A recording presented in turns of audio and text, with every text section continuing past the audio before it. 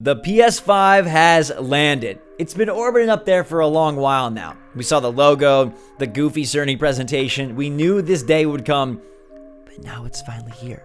Next Gen has arrived with an epic showcase of what PS5 is all about. And today I'm bringing you the best 5 PS5 games that I cannot wait to play.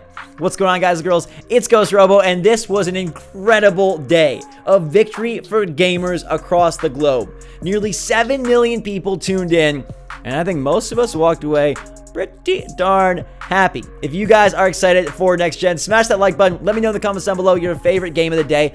And if you're pumped for the systems, check out XP Force, my brand new channel that I just launched. It's going to be the most fun, best place to experience everything PS5 and Xbox Series X. I'm bringing you guys along for the journey with me when I go play the games, see the systems, bring them home, and share all the reviews and discussions. So I'd love to have you guys over there. There's going to be a full review on that channel, plus more exclusive content and new videos all the time. It's going to be so much fun. You're going to love it.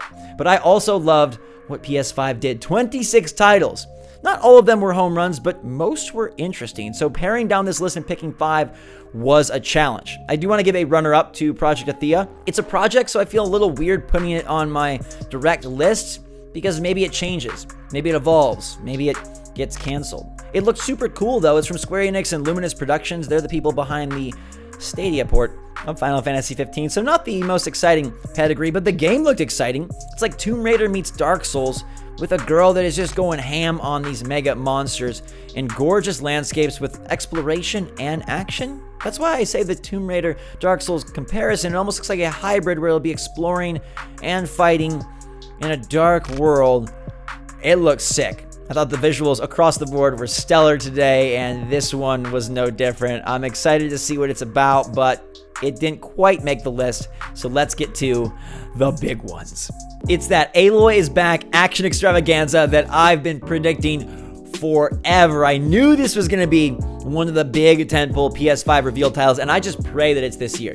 I pray that it's right around launch, even if it doesn't hit day and date, that it is a holiday 2020 title. Sony, with their first party stuff, didn't want to give out many dates, but I'd like a date with not only the console, but Aloy. Back with a bigger, bolder adventure, underwater this time, massive monsters, and that scope, that scale. Now, one of the things rumored about Horizon Zero Dawn 2/Forbidden West, I'm gonna have to get used to that, is that it would include co-op, and there was no indication yet of co-op, but I don't think that means it's not there. They still could reveal that at a later date. It was a very introductory trailer, giving us a look back at the characters and a ton of awesome environments. It looks like the variety is going to be incredible. The robot dinosaurs are going to be really, really ready to roughhouse us up with hopefully new weapons and a tantalizing storyline full of mystery and intrigue. I think in general at the showcase, the PS5 is pushing environments to whole new levels. And that may sound like a dumb pun, but I'm talking about vertically and horizontally. We're getting expansive. These worlds look absolutely massive in every game. Like every single game. It's not just like, oh, this is Skyrim, this is Xenoblade. Look how big the world can be. Even in a game like Horizon, the world is insane. Even in an indie that we'll talk about a little later, the world look insanely big. It's just like that SSD is going to allow for these seamless universes for us to explore. I'm pretty blown away. So Horizon Forbidden West, it's going to be fantastic. I can't wait for more details. Guerrilla, they've been building to this. And with Herman Hulst moving up the ranks at PlayStation, it just made sense that this was their top title for the day. It's the one they ended on. Not God of War, which I did miss, but we got a little Spider-Man DLC expansion. What do you think about Miles Morales? I like the look of it. I'm glad they're making the character swap, but it's HFW Horizon that I'm most excited for. Number 2 on my list is Ratchet and Clank Rift Apart. I thought this game ripped me apart, ripped my expectations apart in the best way possible. It was a true tech showpiece. That gameplay looks so good. All of the graphical touches, all of the wondrous ray tracing, all of the incredible effects on screen. It was like fireworks times a million, and my eyes were just, whoa. I love that they chose to show gameplay as well, and it's shocking that Insomniac is doing so much. Spider-Man Miles Morales, Ratchet and Clank Rift Apart. Inevitably, they will make Spider-Man 2 as well, but I love that they are really getting down and dirty and developing for PS5. I think this game is obviously targeting a younger demographic, but the last Ratchet and Clank was really good. And not only does it look to be a technical visual showpiece, those games are fun enough for anybody. It's a wonderful title to launch with if they're able to make that happen, because it does appeal and helps Sony cast a very wide net. This showcase was promised to be the reason why hardcore gamers should get ready for PS5. And yet they did so much more, and that impressed me. Ratchet and Clank, I thought looked phenomenal. And that fast switching between the different rifts through the dimensions, it was like Elizabeth in BioShock came to the 2020 era, and I think it looks so sick. It might be Cerny's Knack 3 in a way, because it is going to be a younger game that does appeal to a wide audience that really pushes the PlayStation 5 visuals, but I'm all about it, and I'm ready to go. Number 3 is Deathloop. This game looks insane. It is an absolute mess, and it's absolute awesomeness. The evolution of Arcane's work. Dishonored on steroids.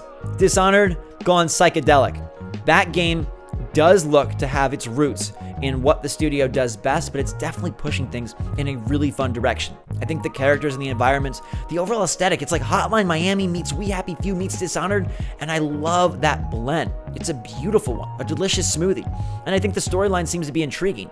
Were they teasing multiplayer with the other shooter at the end, or are you just going to be going against a very wily boss-type character? I don't know, but the gameplay looked hyper intense. I'm slightly concerned that it just riffs off of Dishonored too much, and they've almost always delivered. I just prefer a little more linearity in my single player experiences, and I'll be curious to see how open-ended and how freeform this title will be, given the wide array of powers already on display. And it'll be super curious to me to see how the missions are structured to match Dishonored or be something new altogether. But bringing Bethesda aboard at the showcase for 2 titles, this one and Ghostwire Tokyo, which looks psychedelically super, was such a good move. And did you know that they are timed PS5 exclusives? That's huge. Getting Bethesda's 2 big titles from last E3 coming to PS5 first for who knows how long, it's a big deal. Multi-platform always is like, okay, you can play it anywhere. But Sony made sure to get some stuff that you can only get there. And with their PS5 exclusives, their new controller, I think they're brilliant box, and now third parties that are gonna start just on PS5 and maybe more, and maybe even some absolute exclusives, it kind of backs Xbox into a corner, and I'm gonna be super curious to see how they respond. I like their idea of putting all of their titles across all of their platforms, but some people are gonna be very motivated by the idea that these brand new games, these totally pushed to the max futuristic experiences, are on PS5. And as of right now, Series X doesn't have a whole lot like that. Game number 4 is Resident Evil Village, which we've heard a lot about as of late.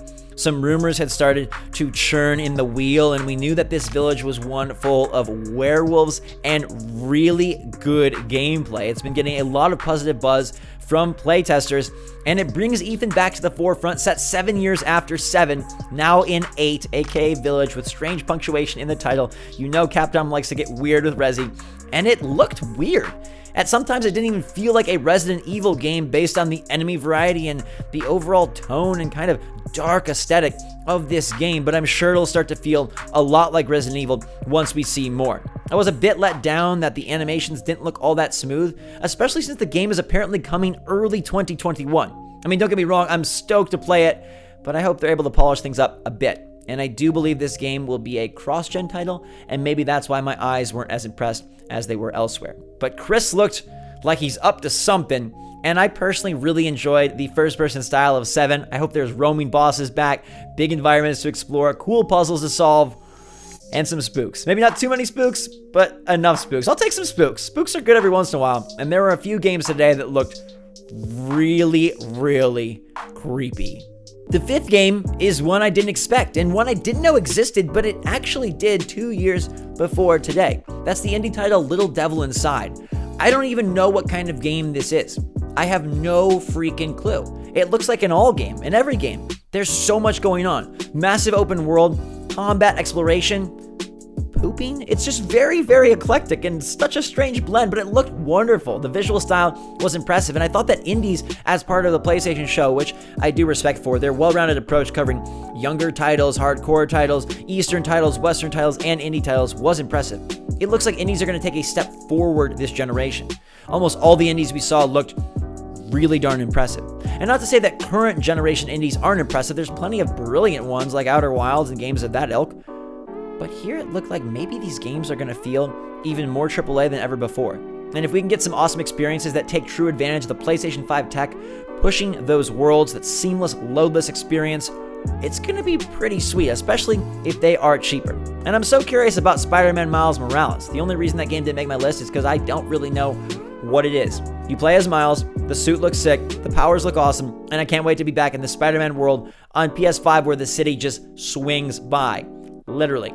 But how do they package that? How do they sell it? Will it be something that is standalone? Do you need Spider-Man 1? Are they going to re-release Spidey 1 on PS5? Is it a whole game in the vein of Uncharted Lost Legacy? What did they decide to do? I want you to remember that there is pedigree on PlayStation to take a spin-off, an expansion, and extrapolate it out to a full product, or at least a mid-tier product like Uncharted Lost Legacy. That Chloe-led adventure was still top-tier cream of the crop from Naughty Dog, so there's no saying that Insomniac can't deliver a really awesome standalone Miles title that maybe hits the $40 price point.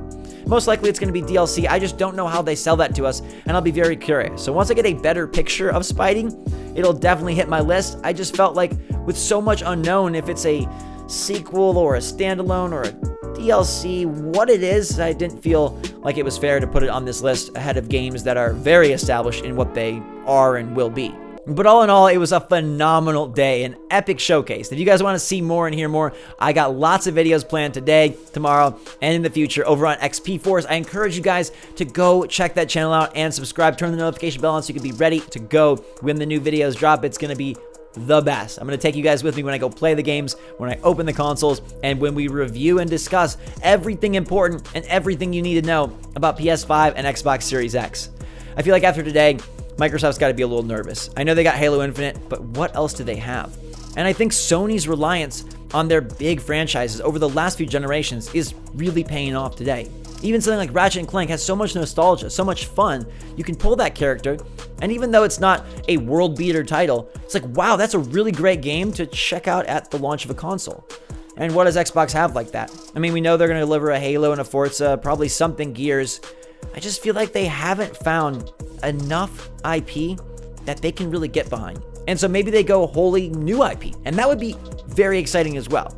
I'm down for some new stuff. A lot of sequels here, an 8, a 2, right? But stuff like Deathloop and Project Athea, those are brand new. And sometimes that's just as exciting, because who doesn't want another fresh franchise to fall in love with? Wonderful gameplay, epic characters, a fantastic and engaging storyline. I hope some of the new IP we saw today become some of our favorites on PS5. And I hope that Xbox can achieve the same. Look, I want both consoles to succeed. I want both to have amazing games. The more awesome games, the better. That's how I feel as a gamer, but I did think Sony really hit a home run today, and I'm curious what you guys thought. What was your favorite game from the showcase?